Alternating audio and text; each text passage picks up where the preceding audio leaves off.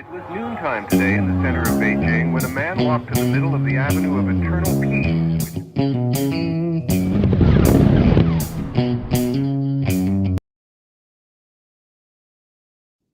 Well, all right. Welcome back to the Survival and Basic Badass podcast, Kevin and Chuck. Well, it's almost springtime again, and we're back with the spring seed starting episode. Basically, getting your stuff ready, what different tricks and tips and things that might make your harvest a little bit better this year. Hopefully, we have some new ideas you haven't heard before and some new stuff, and I don't know, get you inspired. The miracle of life, Kevin. Things growing, sprouting up. Yeah, New well, we life. do this every year, don't we? Like every spring, we at least do one planting. But I mean, as a prepper, it should be one of your standard go-tos is your garden. I think a lot of people overthink it and they think about it being too much of a hassle or a big time investment. It doesn't have to be, though. It doesn't have to be a big pain in the ass. It can be 15, 20 minutes a day and providing saving a lot of money, honestly, because nobody, groceries are still going up. That hasn't changed. Yeah, they are. That's all I know is the egg production is good at my house.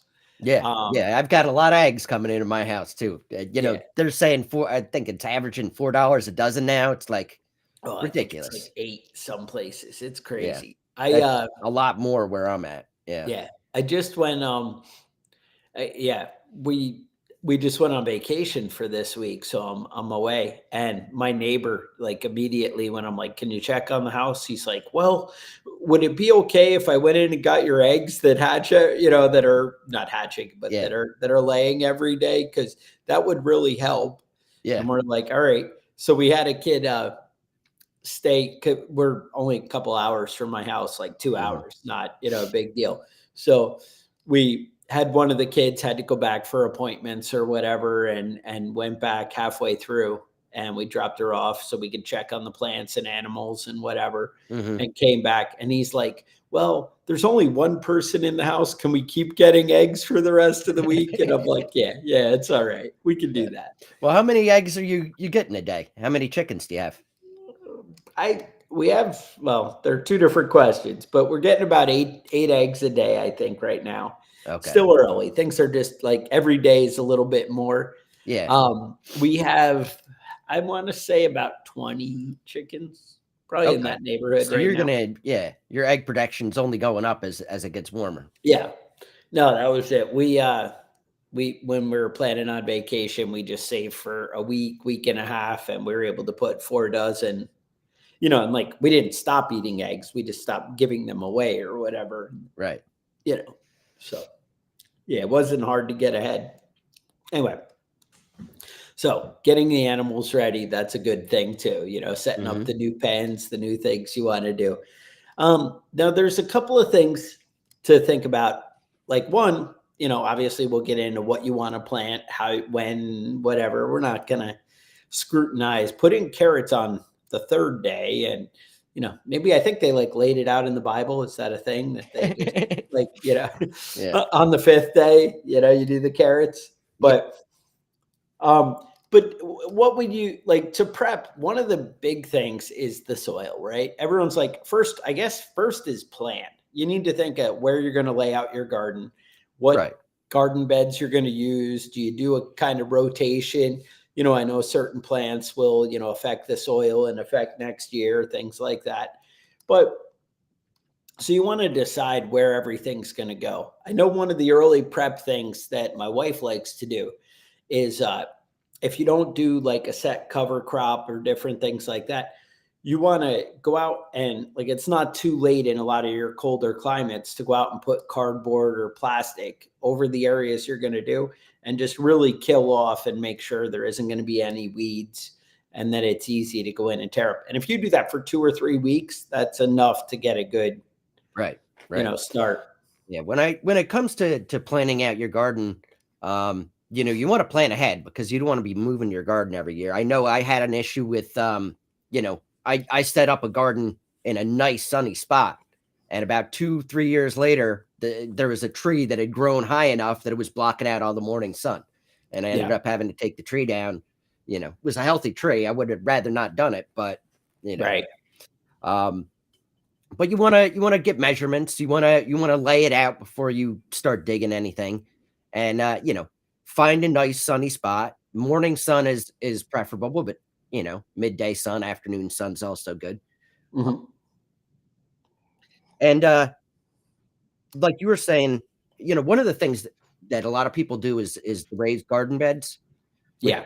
It's a great idea, but you only really need to do that if your soil is shit. Right. You can just plant right in the ground. You don't have to, That's the thing. Yeah, you can just plant seeds. Things grow all over the place. So you mean I don't have to go buy all the dirt at the store and then come back and get, like 15 yards of compost and all that sort of nonsense. And it's just a lot. It can be a lot of money. My wife likes to call it working the soil, and working the soil is me going to Lowe's buying 50 bags of compost and then carrying them and laying them about the garden. And then she can just soil. cut them open and turn it, dump it out. Working the soil. It's not quite like that. She actually does a lot of backbreaking work out there, but it turns out we have some pretty big fields. Yeah. Well, let's talk about soil. So there's two basic types of soil, and you're either at one extreme or the other, or in between someplace. But it's you got clay soil and you got sandy soil, and everybody's kind of in between those two things. Now, clay soil it's full of nutrients, but it has poor drainage, right? Yes. It'll hold water well. If you're in a dry climate, clay soil is great. Now, I am told compacted too. You don't want to mix the two. You don't say, well, I have clay, so if I bring in some sand, right? I know that you can have a big concrete backyard is what kind of happens. Yeah. So well, you can amend clay soil with organic material, compost. That's the big thing. And I have a big compost bin. It's one of my little hobbies on the side is composting stuff. Real easy to do. Get a couple of wheelbarrows full every year out of it. So I'm happy with it. Sandy soil, that's the opposite end of things. It's easy to dig, easy to till. It drains freely, but that means you're gonna have to water a little bit more often. Also a little easier to weed. I have to point that out. That's true, right? But it's a little bit less. It's a little bit lower in nutrients. Yes. As the water runs through and drains through, it takes some of that nutrients out with it. So, that's your also a good way to amend that sandy soil is compost. Mix it in there. Go for the compost every time. Yeah. No, exactly. So one of the things, if you don't know what's going on in your soil and you don't know, whatever, is kind of get some outside help. So a lot of places have a cooperative extension. Actually, I think every county in the U.S., I think, has a cooperative extension, or at least some resources they can get you to on the state level, if not, in your local county. But so they will actually do free soil testing, although my wife kind of has the you get what you pay for with that kind of thing. Yeah. And I looked on, I actually typed in because I was curious, here, we know all the people at our cooperative extension where I live. On vacation, I was like, well, for the average person listening, I don't want to give you the wrong advice. So I'm like, I just type in local cooperative extension and my computer pulled up the county where I'm at right now. And I typed in soil testing and nothing came up. So I don't know. I mean, I got the cooperative extension. And so the bottom line is you might have to actually make a phone call and talk to people. And if you're like me, you probably don't like that. I'd rather throw money at a problem than talk to a person, but whatever. So I did go back to the wife and I was like, you're big on soil testing and like that. Who would you, recommend? What would you think? And she said, there's a company, Logan Labs, that's pretty intense for the hardcore, good analysis and like that. And I looked it up. They're about $60 for their soil testing. And the thing is with that is it's super thorough and tells you all the deficiencies and like that, but they don't hold your hand on how to amend it. You know what I'm saying? It was funny because it was $60, I think, for the soil testing. And then when I search, how do I analyze it? There's another company that for $60 will tell you what to do. And I'm like, oh, like, oh, add these things, per acre or whatever. And they calculate it like that. Now you could, in theory, get the free, or sorry, the $60 lab test, and then go back to your cooperative extension and be like, hey, help me through this. What do I do? Right. And usually there's somebody there that can really do a good job. They were big on pushing, like, get a grant, get whatever. It's funny. They always, as long as we've been here the last 4 years, my wife's worked very closely with them.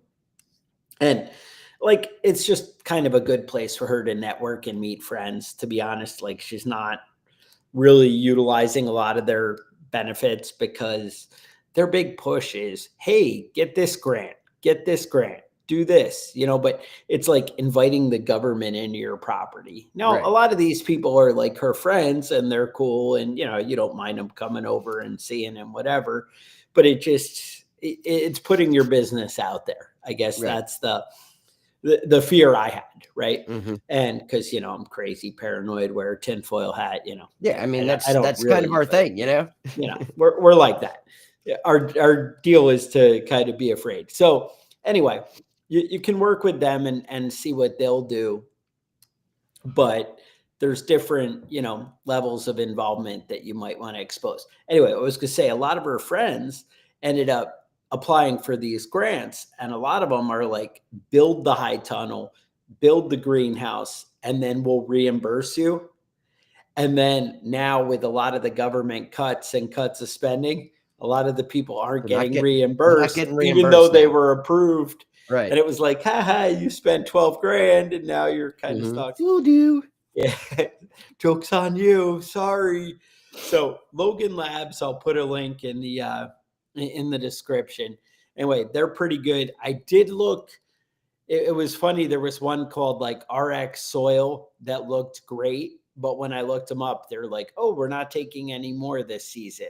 And I'm like, oh, so that's not really helpful for you guys.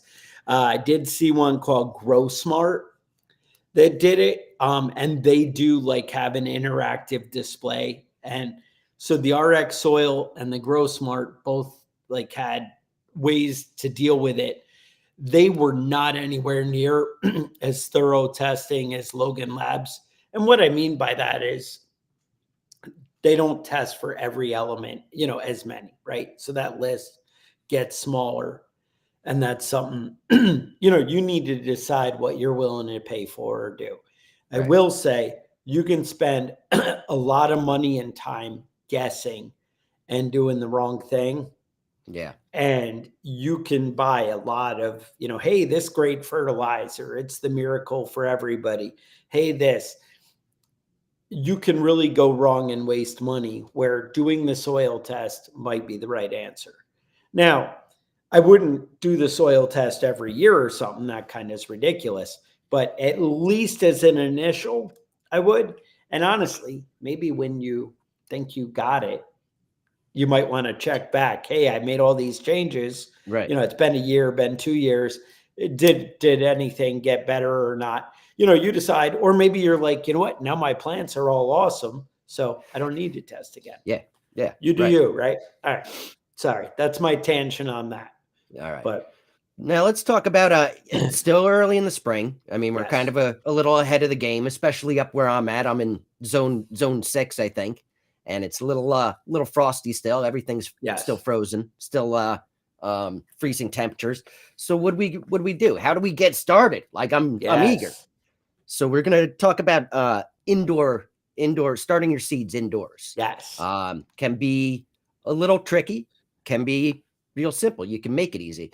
I have grow lights. I have some big windows, that face the morning sun, and I just get my little seeds going. Everybody has their own little tricks. I've seen people use egg cartons and fill the little pockets with soil. And sometimes I buy when I buy like lettuce, and it comes in those little plastic containers. Yes. I cut those off and fill it with dirt, poke some holes in the side with the needle, and so it drains properly. Yep. But good ones for starting indoors are lettuce, tomatoes, eggplants, cucumbers, peas, sweet potatoes. I personally find that cucumbers are better just planting them outside, in my Yeah. opinion. That and any like root vegetable, that kind of Hmm. stuff, you just direct seed. You just write out and do it right Right. as it goes. Yeah. Outdoors right now, for a lot of places, you can do cabbage, kale, carrots, onions, hardier Cold plants is what you, weather, yeah. is what you're looking for this early in the season. Um, but another great thing you can do to get started early is cold frames. Okay. A lot of people build these cold frames. You can make them yourself. They're really easy. Protects the plants from wind, rain, snow, ice, cold temperatures. Yeah. Um, Usually something like that. Like you just go find, you go to Craigslist or Marketplace and you find used windows, old windows, right, and you and can you even just yeah, use like clear plastic or plexiglass. right. I find myself, I get nervous that I'm going to end up slamming that cold frame closed too fast Yes. and break the window. It hasn't happened to me yet, but Right. Or you're it's like still the heavy winds or whatever. But uh-huh. yeah, I definitely do like door hinges when I do them Yeah, around the frame. And so that way I can fold them like 180 flip back. all the way So over. they're, Yeah. yeah. Because when they're kind of teetering up, you need to have a way to make sure the wind isn't going to catch it and Mhm. smack it back down. Again, that's doable, but it's one more thing to plan out, right? Right. Right. But Now, like I said, you can use clear plastic. It's not going to work as good as glass. You can use right. plexiglass, but it's plexiglass kind of hard to work with without To making a big mess out of it. to get the early start, like we do a lot of things. My wife starts seeds. She almost does everything from seed. I don't think we buy like any plants, Mhm. like as plants, which it makes it hard, but you know what you got, and Right. you understand like that. But one of the big things is, oh no, it's gonna frost tonight, or oh no, it's cold. So she'll bring them outside all day and let them sit in the sun, and then oh, we gotta get up and go put them out before it's too hot, and then go get them back in the house before it's. Another thing we did to buy time, just like Kevin in the cold frames, is I built a greenhouse out of just pallets, and then I took like cattle panel, wrapped it around the outside, and then Mhm. clear plastic, threw a screen door on it. I think I did it for like $500, which I mean it's not free, but it's still not the end of the world either. I Right. think it was maybe even cheaper than that at the time. But anyway, I do have a video that we did that. I'll throw it in the link. I think if you just search Prepping Badass Greenhouse or Survival and Basic Badass Podcast Greenhouse, it'll Yeah. come up. You can go through like the little steps, but it's kind of straightforward. Like you look at it and you're like, yeah, I see what he did there. It Mhm. depends on your ability, right? But Right. I do take you through each thing. Like, hey, look, I cut the pallets like this, and it made it super easy. I did learn some tricks, so Yeah. I mean but check it it out.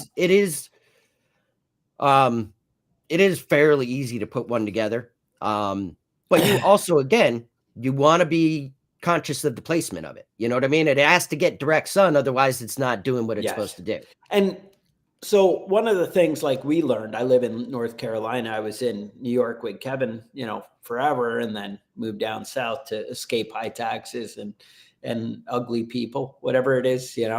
And so what you depending how far south you are, turns out direct sun, just because they put that on the seed packet or on your plant. If you live in North Carolina, they don't mean direct sun. Not direct sun. Not Yeah. like the real. And I imagine if you're in like Arizona or Texas, It's even not less real that direct sun. sun, Yeah. like a little bit of sun. But yeah, no, exactly. You do want to think of the placement and scope out your yard and realize that, the height of the summer and the winter, the sun is actually in different places, right? Right. So you do want to kind of scope that out, like maybe go back to some old pictures of the summer and things like that and lay it out. One of the things I'm thinking about this year is actually digging a hole. I mean, I got a tractor with a bucket, so I might dig a hole and bury it like 3 feet down to keep the cooler temperature of the earth.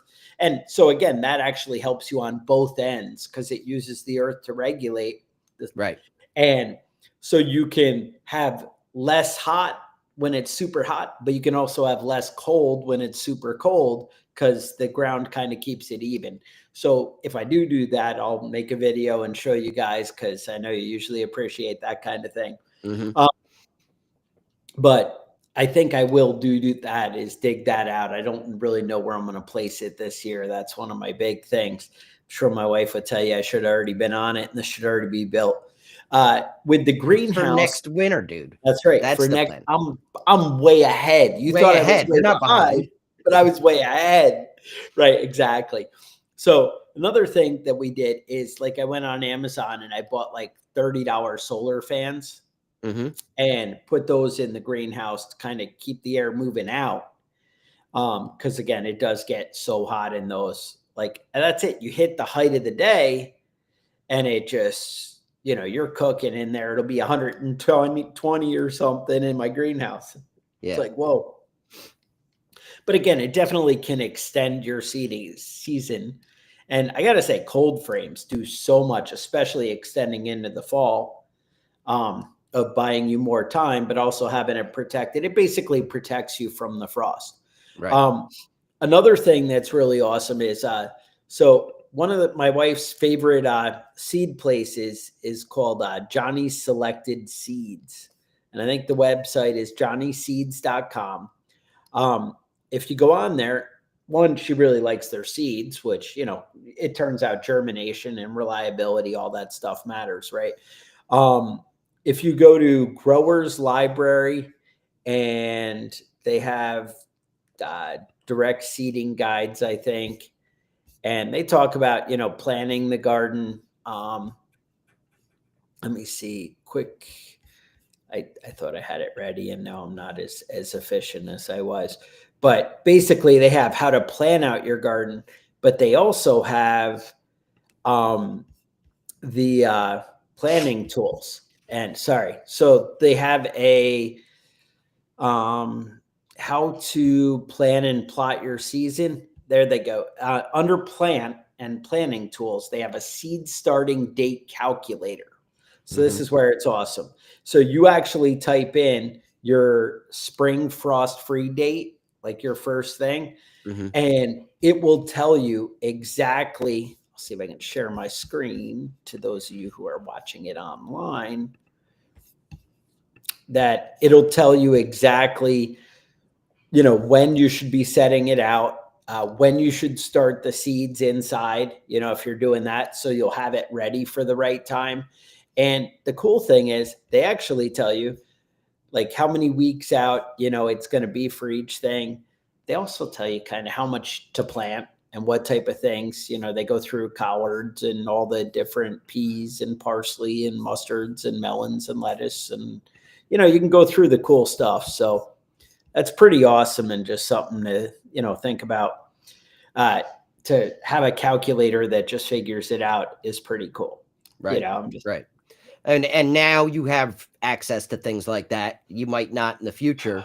So it's best to get it done. I feel like I have a good idea just off the top of my head in my area because I've lived here and I've, done gardening for long enough. But I know that, some people have, some people are new to this sort of thing. And it's, it's a good resource to have. Up here, it's usually Easter is my last frost. I usually plant some seeds before that. And sometimes I got to replant, but seeds are cheap. And, exactly. It's not that big of a deal. Like you do the best you can, and that's now what's your take on like tilling when you're getting ready for things? Do you till things, Kevin? Do you not? Well, I mean, this is a great time to, to get to work on doing that. What I like to do is add the compost, early about this time of the year. Okay. And just dig it, turn it over. Just, dig it up and turn it over. Some beds I have that are, year after year, like asparagus, I'm leave it alone. I throw some compost on top and the asparagus grows every year. But the new plants, tomatoes and things like that, I like to really add the compost early and turn everything over, before things get, before things start growing at all. I'll pull out weeds and things, but really there's not much this time of year, this early in the season. Right.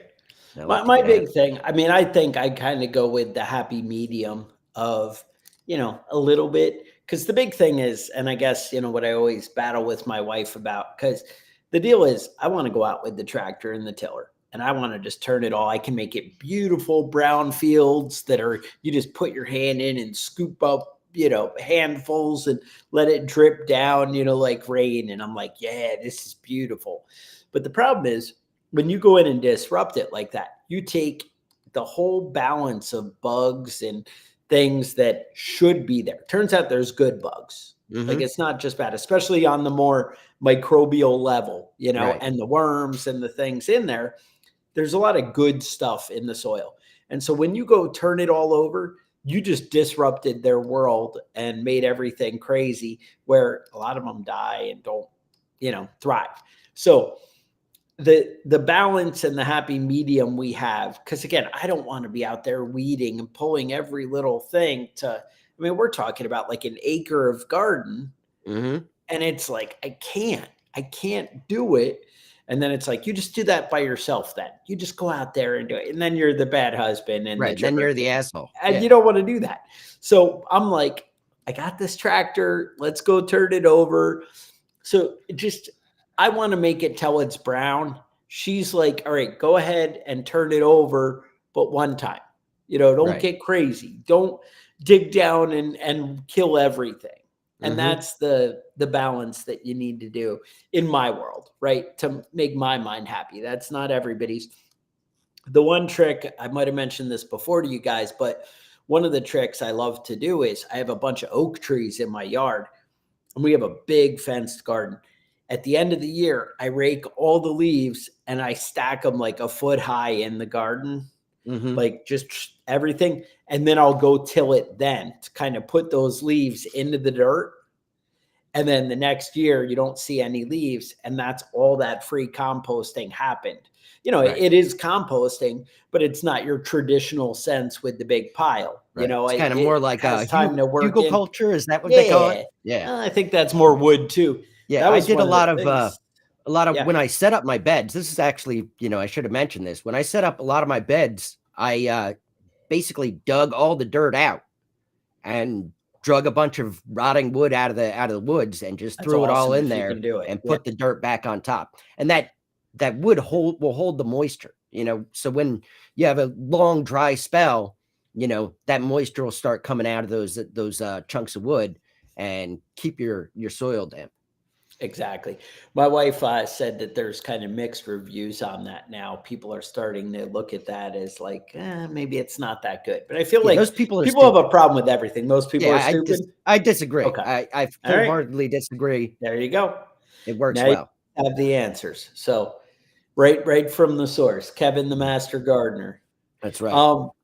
So it's funny, my wife can't stop gardening long enough to go do the master gardener course. She's like, I can't leave the garden. And it's funny because I'm like, well, you should go do that. Like, this is your world and you're really good at it. And, whatever. But it's funny. Yeah. Korean farming. There's a lot of different things to look into. You can go down rabbit holes, though, that go forever. Now, I hate to say this when everybody's got forest fires on the mind, because this is like nonstop everywhere anymore. I'm down in the Carolinas. South Carolina was just, all kinds of big crazy, and it's nonstop. But one of the cool things that you can do, if you can pull it off, is when you have all that firewood type debris, you cut down all the trees and cleared land and whatever. If you burn that in the middle of the garden, the soil loves all that carbon that you can throw in there. You're doing the decomposing. Yeah, go ahead. Potassium. And another great thing about doing it that way is you're taking care of a lot of the bugs. A lot of the stuff that I have a problem with asparagus beetles in my asparagus bed. And every year I'll cut everything down. I'll throw a bunch of dry grass and leaves on top of it and burn it all off. And that'll take care of them for the next year. It'll take care of those eggs and stuff like that. Like you're talking about, a lot of the stuff that's under the soil, in the soil, you want to keep it there. And the fire on top isn't going to damage that. No, but it's going to take care of a lot of those pests. And then as it rains and spreads all that good stuff from the wood and whatever into the soil, it's just going to be awesome. The carbon after you burn it, you have all that the stuff. word potassium actually comes from the words potash. Really? I did not know that. See, it's Kevin? full of potassium. Yeah, so it's Bringing out definitely good for your soil. All right. But yeah, so obviously check with your local burn bans and that nonsense before you do it. And Kevin, the whole world is on fire. Yeah. Let me say this. If you're going to light your garden on fire, have your garden hose right there and ready. You know what I mean? Like, don't be an asshole about it. Right. But, whatever.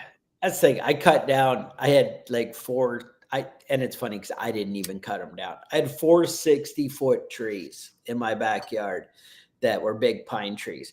And I just removed everything and put it in a big pile. I had somebody cut it and then I chopped it all up and hauled it away. Right. Just, I was a little like, well, one, I didn't have a 60-foot lift like this guy did. That's kind of the big thing. Right. But he came over and took care of it. I know if I'd had bigger cojones, I would have cut the tree and dropped it but myself. there's nothing worse than like dropping a tree on your own house and realizing that you're a dumbass for doing it yourself when you could have just hired somebody that knew what they were doing. Exactly. And that's kind of the way I felt. I was like, this could be really embarrassing for me when I have the big awkward in my head. Like, dude, I take down trees all the time.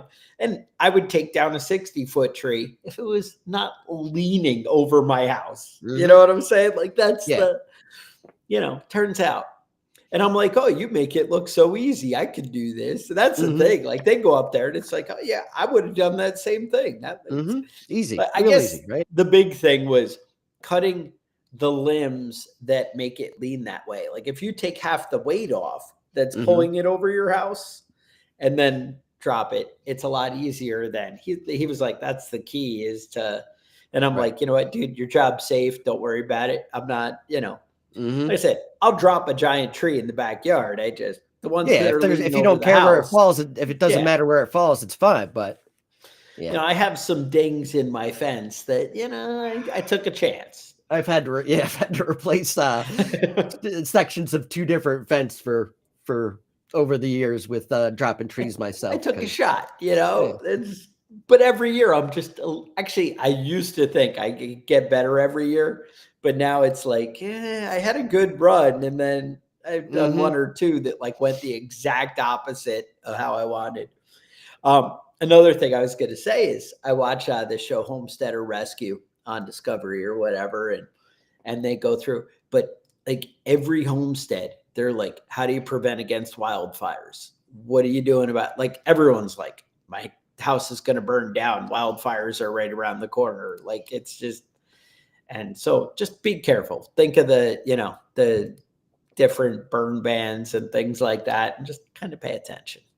Just be aware of what you're doing. Problem is when you have 4 60-foot trees worth of pine stacked up in the backyard, you can't like start that fire and then be like, it's getting windy now. I need to slow that down.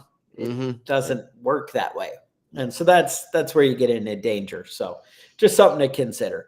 But I will say cashing in on those leaves and working them into the dirt and the soil and doing that. And obviously I do huge compost piles as well, where I am mixing in the eggshells and the coffee grounds and what we did. We actually did an episode just on compost about mixing the green and the brown and having that proper balance. There's a lot of neat stuff you guys can get into if you want to dig deep into that. But I would say Johnny Seeds does have calculators to lay out your whole garden. They do have sections of, hey, I have a family of 4, whatever. It's like a per person plant this many things.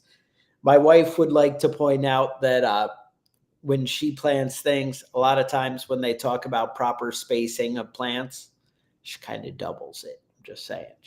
You got to get that max growth factor in there. You pack them in there. Obviously, like a lot of those that you direct seed, you go out and you pick the ones that are, thriving, you leave and you pull out the ones that are not, things like that. But I was like, so you just pick it out till they're at the right level? And she's like, no, I still have twice as much in there because you got to get that thing going. She's like, because, well, the thing is, when they're dense, they end up keeping the bugs and stuff like away. Like it actually has room to, or no room for bad things to get in there. Her big thing is in her, I know you always talk about the three sisters. So like integrating different plants together, that's really cool. But she does that, but it's not just because the plants help each other on a plant level. The insects protect each other because you'll have different predatory kind of insects that'll keep away the other insects, and it just kind of like takes care of itself. So there's neat things like that.